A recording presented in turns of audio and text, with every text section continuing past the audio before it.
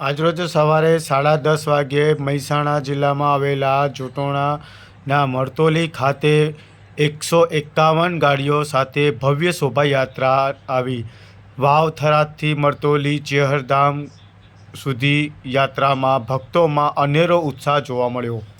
એકાદશીના પવિત્ર દિવસે વાવ થરાદ ચેહર રાજ ગ્રુપ દ્વારા મરતોલીથી ચેહર માતા ધામ સુધી ભવ્ય શોભાયાત્રાનું આયોજન કરવામાં આવ્યું હતું.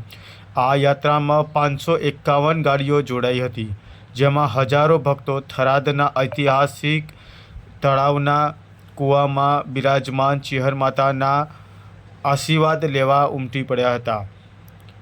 શોભાયાત્રા દરમિયાન નગરના માર્ગો પર જય ચેહરના જયઘોષથી ગુંજી ઉઠ્યા હતા. ભક્તોએ ઠેર ઠેર પુષ્પવર્ષા કરી યાત્રાનું પુષ્પભર્યું સ્વાગત કરવામાં આવ્યું હતું.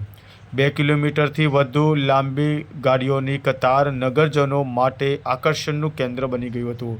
મરતોલી ખાતે શોભાયાત્રા પહોંચતા સમગ્ર વાતાવરણ ભક્તિમય બની ગયું હતું. ઉલ્લેખનીય છે કે જોટોણા તાલુકાના મરતોલી ગામે આવેલા વરખડિયા ચેહર માતાજીના ધામમાં પૂનમ અને રવિવારના દિવસે હજારો ભક્તો દર્શનાર્થે આવે છે.